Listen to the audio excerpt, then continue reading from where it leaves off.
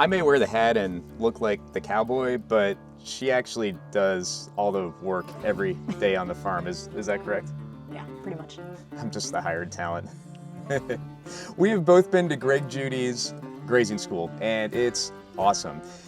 I wish we would have gone earlier on in our grazing career. There is so much that we didn't know about fencing, in particular about water and all the other things. We would have saved so much money if we would have gone to Greg Judy's school first. So you don't have to make the same mistakes that we did. Here are 7 tips we put together, and we put them together after Mary just got back from grazing school this year. 7 tips we put together on how to fence like Greg Judy and make your life a lot easier, whether you're running sheep, cows, God help you if it's goats, or whatever. All right, let's get ranching.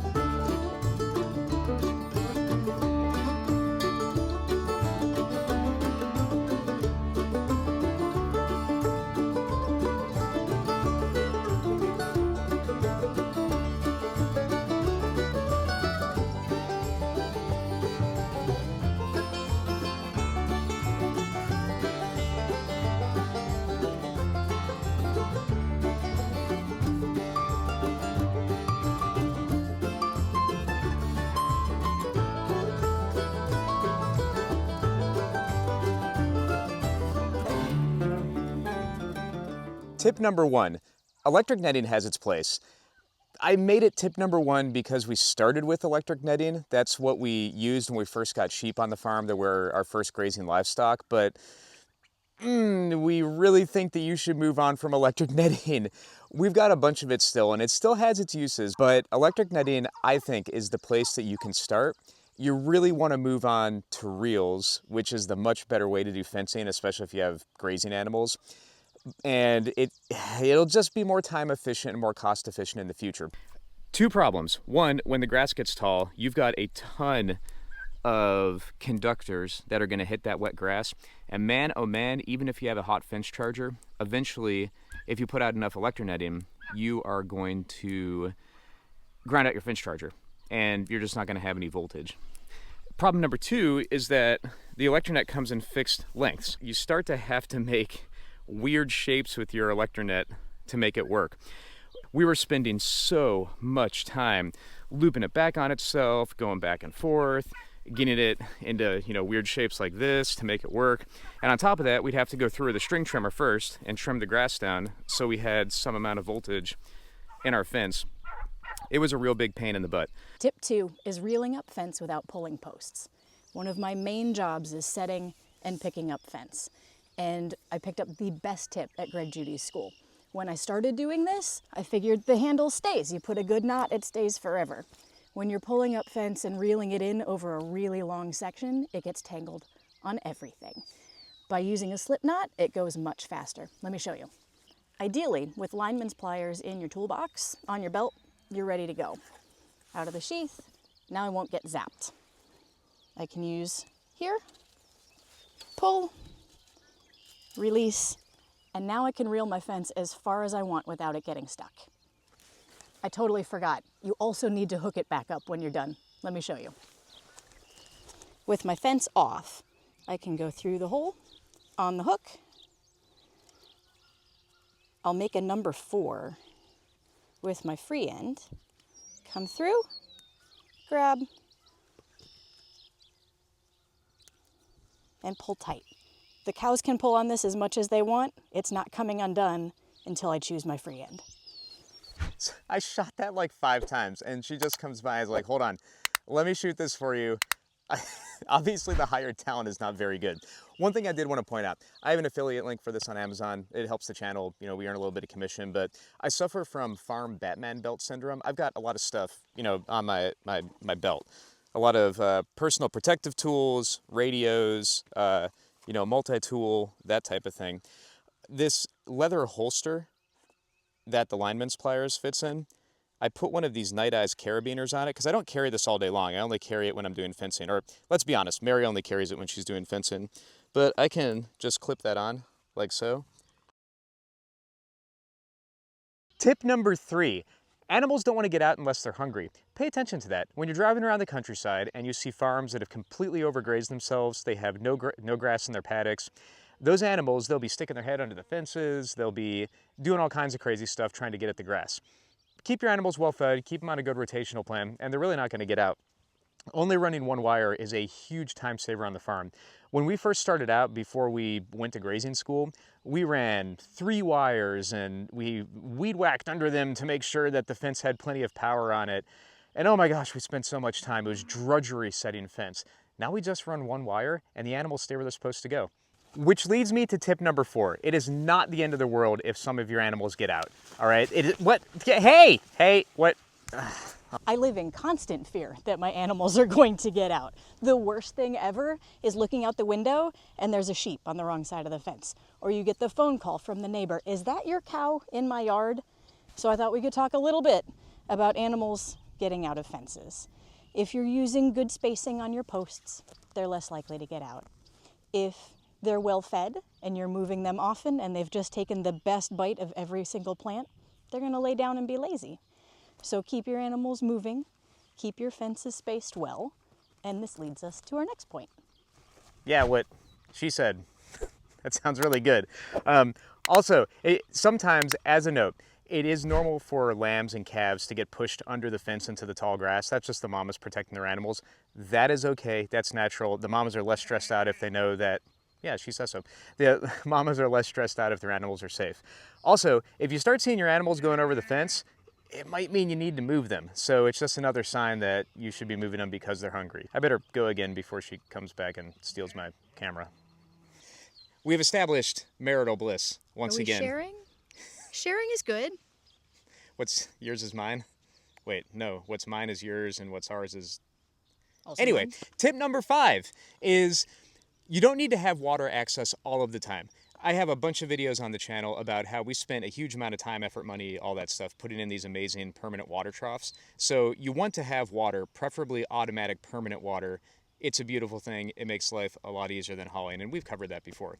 If there are sections of your farm that you want to graze, but they're just kind of hard to get the water access and the lanes and all that set up, you can fence them out of water for a few hours and they're going to be fine. Now, if it's 100 degrees outside, use your best discretion, but especially when it's cool in the springtime weather, we'll give the cows a drink in the morning and it could go 8 hours. If we need to put them someplace, then they'll come back. The animals can extract water out of the grass, and right now when things are lush with moisture, they can take that water and it fills up their fermentation tank and their rumen and makes them go. Sheep, even less so with water. They're like cats. They're fantastically efficient from a hydrological standpoint. You need to make sure that they have water, but you'll find your sheep, if you really pay attention, they don't drink as much water as you think they are drinking. So just something to consider. Please, internet, I'm not saying dehydrate your animals, but they don't need to have water every 36 seconds of the day. They'll also walk to get it. If you set up a pretty long lane, they'll walk to it as long as it's wide enough for them to get in and turn around and share a little bit. Ideally, a good rule of thumb is you don't want to have your cows further than about, I think it's 700 feet away from a watering point. If it's less than 700 feet, they'll go individually to water. If it's more than 700 feet, I guess you can have one. Just make sure that your watering point is big enough so when 15 cows are drinking from it and they each take a few gallons or 5 gallons a pop, they don't deplete your water and it becomes a resource struggle at the watering trough. Tip number 6 is how to set fence in an irregular pasture. In a perfect world, we set nice rectangles. We have hard fence on both sides. We set straight lines. Reality, almost none of our pastures are nice rectangles. This is my favorite fence reel. Say I need to set the end of a pasture. Right now, I have my back fence running all the way down, but I need to come across it and make this my end point. I can take my hook. This is just 2 step-in line posts. I can run, since I'm running sheep with lambs, I'm running on 5 from the bottom. If I loop the end around, I can hang it off, and this diagonal brace post will keep it from popping off. I can put decent tension on this. This is great for an end. If I wanted to hang my reel, I needed this to be my other end, there's nowhere to put it. Better for an end post.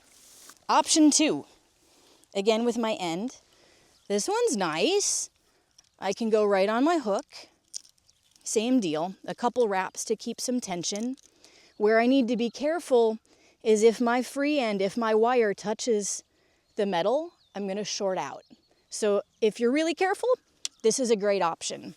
What you can't see on this post is it has 2 pieces, so I don't need a corner brace. This will stay all by itself. Really nice. If I wanted to hang my reel on it, even better. The shape of this curlicue lets me set my reel, set this, and it still won't fall over. I might use a corner brace on this one just to give it some extra heft, but it'll stay by itself. I'm gonna come around this way, always on the left side of your post.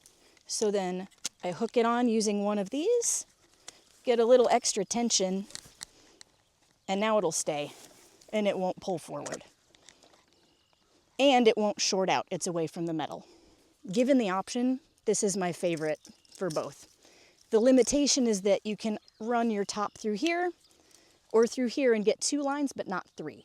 Just for reference, if you like this post and want to try it, it was developed by Greg Judy in conjunction with PowerFlex. Little shorter, nice and stout, really good. This post, you can see, is metal all the way down. It does have the nice 2-prong feature. I do run this one with a brace because otherwise it's bendy. So my brace post in place, there's almost nowhere to put my end. If this is my end point, top is all I've got. If I'm running lambs, that's pretty high, they're gonna get out.